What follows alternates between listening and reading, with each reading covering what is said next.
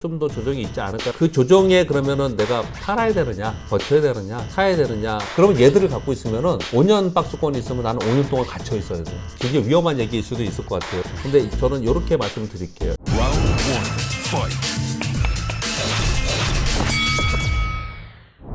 교보증권의 박병창 부장과 함께하고 있는 이 박종훈의 경제한방 두 번째 시간인데요. 자, 이 8월의 우리 증시 과연 7월처럼 좀 지루한 장으로 갈 것인지, 새로운 모멘텀이 있을 것인지 기대하는 분들도 있을 것이고 우려하는 분들도 계실 텐데요. 일단 2분기 국내 어닝 시즌만 보면 실적 굉장히 잘 나왔네. 네. 근데 왜 주가는 왜 이렇지? 라는 네. 투자자들이 굉장히 많았던 것 같은데요. 네네. 8월에 본다면 어떤 쪽으로 봐야 될까요? 요즘에 근데 전체적인 분위기는 실망 분위기가 더 훨씬 더 많죠. 7월에 좀 많이 실망하셨을 예, 거예요. 7월에 실적은 엄청 좋은데. 실적도 좋게 나오고 그랬는데 계속해서 외국인들은 매도하지 이렇지 않습니까? 외국인들이 우리나라 인덱스 매도를 하잖아요. 근데 중국의 영향도 있지만 외국인들은 생각보다 굉장히 단순하게 거래합니다. 악재가 있으면 이만큼 줄여. 그거 끝나면 야, 도로 사. 이렇게 하거든요. 최근 들어서 7월에 이렇게 많이 팔았던 것은 코로나 바이러스 확산이죠. 네. 그래서 내가 지금 삼성전자 갖고 있는데 실적 좋게 나왔는데 빠져. 나 뭐 좋은 대형주 갖고 있는데 빠져. 현대차 갖고 있는데 빠져. 얘들이 오를 수 있으려면 외국인들이 다시 들어와야 되지 않습니까? 네. 외국인들이 다시 들어오는 거는 우리나라 코로나 확진자 수 줄어야 됩니다. 그러니까 우리는 주식 투자를 하고 있지만 우리가 방역 철저히 하고 백신 주사 많이 맞고 그래서 이게 줄어들면은 내 주가가 오를 것이다. 이거 굉장히 중요하다고 생각을 좀 하고 있고요. 네. 그리고 1년을 봤을 때 8월이 센 장은 아니에요. 네. 우리 왜 썸머렐이라 많이 얘기하지 네, 않습니까? 썸머렐이. 우리나라 썸머렐이 이렇게 많지 않아요. 8월이 상대적으로 약할 수밖에 없는 이유는 우리가 분기 실적 발표를 4월에 하고 네. 그 다음에 7, 8월에 하고 네. 그 다음에 10월, 11월에 하고 분기 끝나고 하지 않습니까? 네. 근데 2분기 분기 실적 발표 어닝 시즌에는 실적에 대한 기대감이 있어요. 아하. 항상 실적이 그리고 연초는 연초에 대한 기대감이 있고요. 네. 그 연말 되면은 뭐 수익률 뭐 재고를 해야 된다 그러면서 연말에 또 기대감이 또 있어요. 이런 기대감이 있는 것들이 있거든요, 항상. 네. 이번에도 그랬지만 7월에 실적 발표 굉장히 좋게 나왔지 않습니까? 그게 네. 끝났어요. 그 다음에 어떤 모멘텀이 있을 거냐는 거예요. 일단 미국 시장만 보더라도 네. 주요 빵주들이나 시가총액 높은 종목들의 실적이 굉장히 좋게 나왔거든요. 네. 그것 때문에 신고지수 내면서 계속 올랐어요, 그동안에. 근데 이거 끝나고 나서 그 다음에 뭐가 있을 거냐는 거예요. 테이퍼링? 뭐 당장은 얘기는 안 하겠죠. 왜냐면 잭소노 미팅 8월 말에 있고, 그리고 그 다음에 FOMC 회의는 8월에 없어요. 9월에 있거든요. 네. 그러니까 뭐 당장의 어떤 이슈가 거기 없어요. 네. 인프라 투자? 그거 뭐 계속해서 의회에서 얘기를 하고 있는 거고. 네. 가만히 생각해 보면은 시장은 항상 어떤 모멘텀이 있어야 되는 거거든요. 그 주가가 많이 떨어져 있는 상태에서 주가 싸다는 모멘텀이 있든지, 네. 아니면 지금 많이 올라와 있으니까 더 올라갈 수 있을 거야 라는 어떤 모멘텀이 있든지 있어야 되는데, 그런 모멘텀이 지금 딱히 이번 실적 시즌 끝나면 마땅치 않은 거거든요. 네. 특히나 우리나라는 더더욱 그렇죠. 우리나라는 지금 이제 이거 7월이 끝나면 이제 8월에 들어가는데, 8월에 새로운 모멘텀이 뭐가 있을 것이냐, 이런 것들은 딱히 없단 말이에요. 그런 네. 가운데 지금 이제 바이러스 확산이 계속 있기 때문에 외국인들은 매도를 하지. 그러니까 시장이 전체적으로 이렇게 약할 수밖에 없는 거거든요.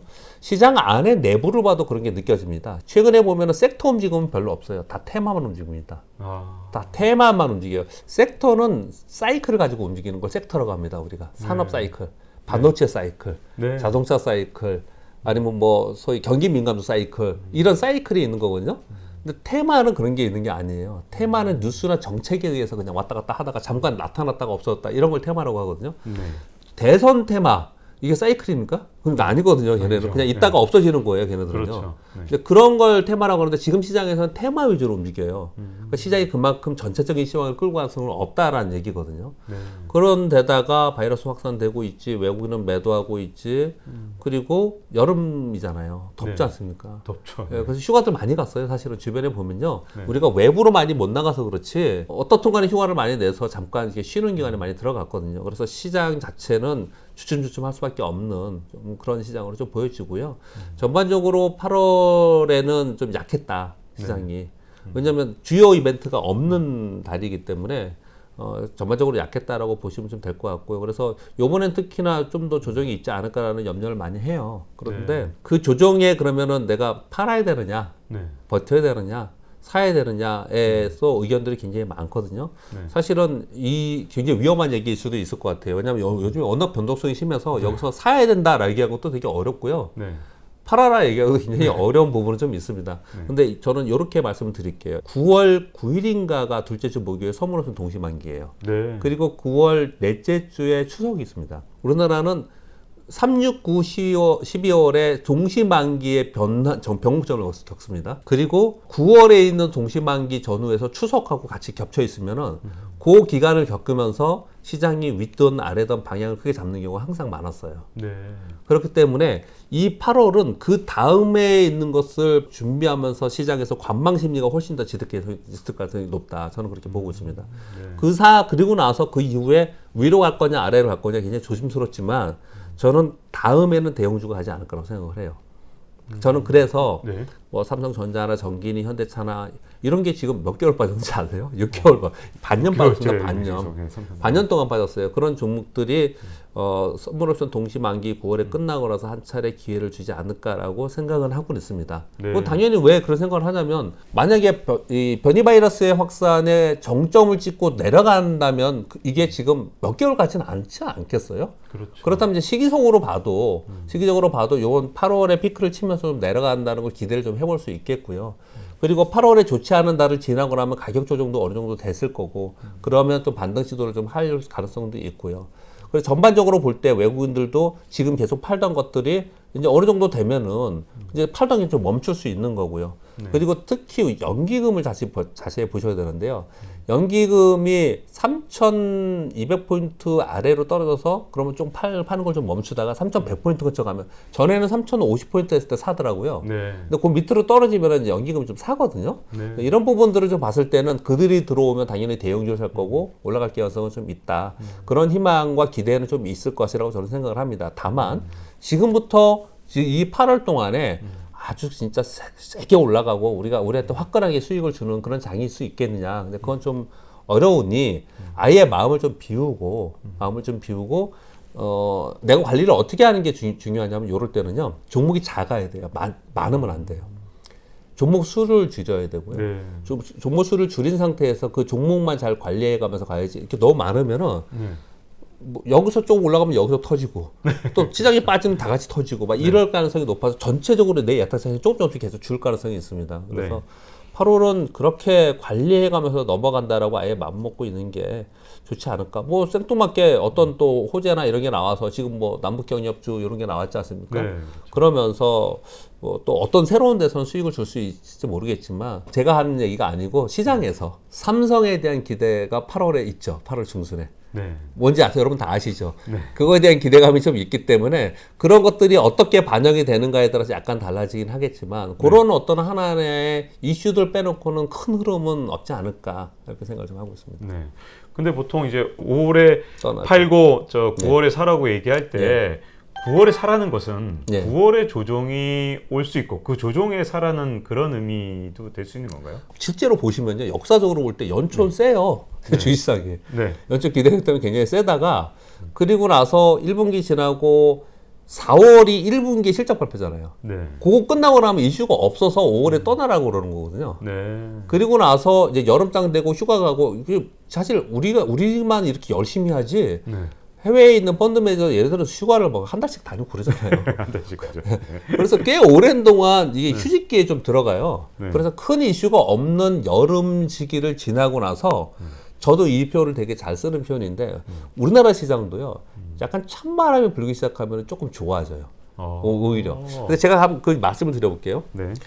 IMF 외환 위기를 1997년 12월에 디폴트 선언했죠. 네. 그러면서 계속 빠지기 시작해서 1998년 저점 277포인트까지 빠졌거든요. 네. 그러면서 3분기에 터닝을 했어요. 그리고 잘 보시면 여러 가지 사건들이요. 9.11 테러 9월에 났고 네. 또 글로벌 금융위기는 언제 났나요? 이게 3월 아니면 9월에 그런 변곡점이 굉장히 많아요. 네. 아까 말씀 주신 대로 그러면 그 사이에 장이 좀 좋지 않으니까 전반기에 좋을 때 수익률을 좀 내고 네. 5월쯤에 좀 떠나서 이따가 보면 시장이 변동성을 주어서 다시 좀 싸게 살 구간이 주어진다는 거죠. 네. 그럴 때 분할 매수를 하던 어떤 타이밍을 잡아서 그 다음에 9월 이후에 연말쯤 가면서 우리 시장이 10월, 11월에 또 되게 좋아요. 또 보면은. 네. 근데 그쯤에 다시 수익을 내서 거래를 하자. 뭐 경험적 측면에서 그렇게 얘기를 하는 거죠. 네. 근데 뭐 과거에 그랬다고 주식시장이 항상 그렇게 똑같은 건 아니지만 역사적 데이터를 보면은 그런 경우가 많이 있었기 때문에 장이 좋지 않을 때 나 혼자 막 수익을 내겠다고 거기에 계속 부딪히면은 사실은 가랑비 옷 젖듯이 조금씩 더 깨질 수 있거든요. 그러니까 네. 요 기간에는 그렇게 관리하면서 넘어가는 게 맞지 않을까라는 얘기를 계속 반복하게 하게 되는 것 같습니다. 네, 지금까지 계속 순환되어 왔는데 이제 그 중에서 이제 사야 되는 걸로 이제 대형주를 하나 말씀하셨는데요. 어떤 섹터에 이제 관심을 좀 가지면 될까요? 올 연말에는. 근데 그거는 모두 다 다르지 않습니까? 여기 네. 나오시는 패널 분들마다 네네, 좀 전부 다 의견은 다르실 것 같은데 어떤 네. 분들은 경기 민감도 하라고 그러고요. 네. 올 상반기에 나왔던 전 증권사의 애널리스트 분들이 하우스에서 나온 자료들의 90% 이상은 전부 다 하반기에 반도체와 자동차를 사라고 되어 있습니다. 네네, 그렇더라고요. 뭐 그분들이 그렇게 얘기했으니까 저도 유심히 그 섹터를 볼 겁니다. 보고 네. 그럴 가능성도 있고요. 왜냐하면 계속 데이터가 좋으니까 실적도 네. 좋고 데이터가 좋음에도 불구하고 주가가 많이 못 올랐기 때문에 네. 저는 그쪽에서 움직임이 있을 거라고 생각을 합니다. 네. 근데 내가 직접 투자하는 입장에서 나는 뭘 할까라고 이제 고민을 좀 해보는 거지 않습니까? 그럼 잘 생각해 보시면 자 이런 얘기는 이 방송에서 안 드렸기 때문에 한번 말씀드려볼게요. 일단은 성장주, 가치주 논란 요즘에 얘기 안 하죠. 네, 요즘에 그런 게 안 없어졌어요. 하잖아요. 네, 이제 빠졌어요. 그리고 경기민감 수출주냐 아니면 내수주냐 이 얘기도 안 해요. 네, 그리고 불과 얼마 전만 해도 언택트냐 컨택트냐 얘기하는데 얘기 안 해요. 지금 네. 델타 변이 바이러스 때문에 지금 확진자가 늘죠. 네. 그러면 언택트주 사야 돼 이런 얘기 안 하죠. 네. 그러니까 지금 안 해요. 그런 얘기를. 네, 그렇죠. 그 얘기 뭐냐면 주식시장은요. 한때 폭 그 사기 시기를 지나고 나면은 그 다음 시기에 갈 때까지 꽤 오랜 시간이 걸립니다. 성장주가 끝나면 가치주가 가 그러면은 그 다음에 성장주가 다시 갈 때까지 시간이 꽤 오래 걸리고 이 사이클이 꽤 길어요. 생각보다 그렇게 짧지 않습니다. 네. 그러니까 지금은 이 시기를 지나고 이제 있는 거예요. 이 시기를 다 지났다는 얘기는 달리 표현하면 여러분 뭘로 들으시면 되냐면요. 생각해 보세요. 성장주 올랐다가 조정 보였어요. 가치주 올랐다가 조정 좀 보이고 있어요. 언택트 많이 올랐다가 조정 좀 보였습니다. 컨택트 많이 올랐죠. 여행, 뭐 항공 다 많이 올랐다가 조정 좀 보이고 있어요. 그 얘기 뭐냐면 한 바퀴 다 돌아서 다 올랐다는 얘기예요. 여러분 그런 생각 안 드세요? 뭘 살까요? 보면은 사고 싶은 종목은 꽤 있긴 해요. 그런데 내가 지금 사야 되냐 이거? 이렇게 다들 많이 올라왔는데 여행주를 사든 화장품주를 사든 뭐 항공주를 사든 아니면 이제 혈광주를 사든 여러분 한번 생각을 해보세요. 삼성전자 지금 여러분 사야 됩니까? 팔아야 됩니까? 보여야 됩니까? 더 사야 됩니까? 이런 고민들이 하는 그런 타이밍이에요 지금요. 사실은요. 제가 지금 어떤 섹터라는 질문을 했는데 제가 장황하게 이상한 얘기를 했는데요. 어떤 상황에 와도 늘 해야 되는 섹터는 분명히 있어요. 이제는 더더욱 구조조 성장주를 봐야 됩니다라는 걸 강조드리기 위해서 이렇게 말씀을 드린 거고요. 그 강조 속에서 어떤 걸 좀 찾고 싶냐면 이런 걸 찾고 싶은 거예요. 우리나라 외환위 극복을 IT 버블로 극복했습니다. 네. 그러면서 인터넷 시대가 됐어요. 그때 인터넷 시대에 한국정보공학이 지금 있나요? 멀티플 100배 IPO하고 막 그랬었는데 그때 뭐 새로운 기술이 있었고 새로운 다음 기술. 있었고 네. 막 그런 게 있었어요. 네. 그 중에 뭐 많은 기업들이 지금 뭐 상장 폐지되고 없는 기업들도 많고요. 그렇죠. 그 인터넷 시대의 10년이 있었고요. 그 10년을 바탕으로 해서 2008년도 글로벌 금융위기가 끝나고 나서 그 이후에 생긴 게 소위 빵주지 않습니까? 그렇죠. 빵주라는 게 페이스북, 뭐 아마존, 전자상거래는 아마존이니 뭐 아니면 넷플릭스니 이게 10년 전에 인터넷 기반이 없었으면 없었던 산업이에요. 그렇죠. 이걸 바탕으로 해서 새로운 산업이 생겨서 그 새로운 산업이 10년 넘게 이제 세계를 제패했던 거지 않습니까? 그렇죠. 선두의 독점적 지위를 얻었던 거잖아요. 네. 그리고 나서 작년에 팬데믹을 여러분 잘 생각해 보시면 작년에 팬데믹이 생기고 나서 전부 다 뭐라 그러냐면 4차 산업을 가속화시킨다고 표현했어요. 그렇죠. 실제로 그거는 현실 팩트입니다. 가속화시키고 있단 말이에요. 그러면 인터넷 기반으로 해서 전자상거래니 뭐니 해가지고 전체 이제 빵주의 기업들이 이런 기업들이 생겼는데 또 한 번 뭐 팬데믹이라는 위기가 생기면서 이제 4차 산업이 가속화가 됐단 말이에요. 지금부터 앞으로 10년 동안은 이 그전에 10년, 그전에 10년에 있던 20년 전에 있었던 이것을 바탕으로 한 새로운 게 분명히 나올 거라는 거예요. 새로운 게. 네. 우리가 지금 계속 생각하는 게 뭐냐면 맨날 2차 전지 얘기하잖아요. 네. 2차 전기는 앞으로 대세이긴 하지만 이미 이거는 세상에 알려져 있고 2차 전지 기업들이 많은 것들이 반영하고 있고 이미 올라온 거거든요. 충분히 가격이 이미 반영하고 있는 거죠. 상당히 많이 올라와 있는 거거든요. 네. 근데 시장은 항상 시장의 돈은 굉장히 현명해요. 새로운 수익을 위해서 항상 찾아다니지 않았습니까? 네. 근데 새로운 수익원을 찾는 데서 무조건 갈 거예요, 애들이요. 그래서 그렇게 찾는 것 중에서 요즘에 많이 나오는 것 중에 하나는 소위 ESG예요. 네. 소위 ESG랑 메타버스나 이런 거 얘기하는 거거든요. 네. 근데 걔네들의 기업들을 잘 보면은, 과거에 있었던 이런 얘기들을 하지 않았던 것들 얘기들을 굉장히 많이 합니다. 네. 근데 그런 쪽에서 어떤 그 기술을 갖고 있는 기업들을 찾아서 거래를 하면은 이게 뭐 성장준이, 가치준이, 경기민감준이 아니니를 구분할 필요가 없어요. 그런 쪽에서는.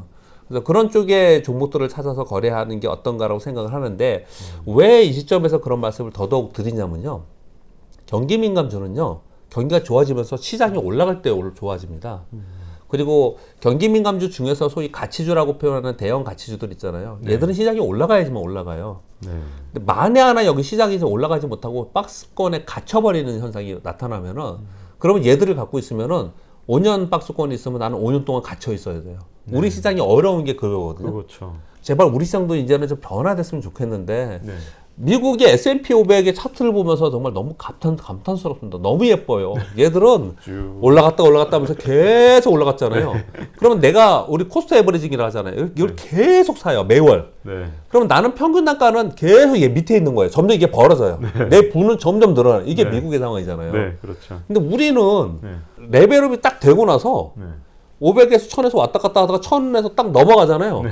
그리고 나서 거의 10년 동안 그냥 있어. 네. 그 다음에 2000 넘어간 다음에 또 10년 동안 있어. 이러거든요. 네. 그래서 뭘 주의해야 되냐면 네. 여기서 딱 올라가서 레벨업이 된 상태에서 내가 거기 샀잖아요. 네. 그러면 정말 10년 동안 있을 수도 있어요.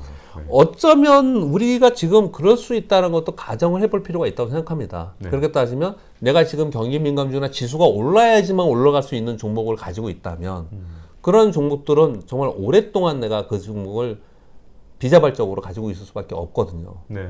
그런데 시장이 올랐다가 박스권에 있지 않습니까? 박스권에 있으면 시장이 어떻게 일이 벌어지냐면 정책이나 특히 우리 지금 대선을 앞두고 있잖아요. 네.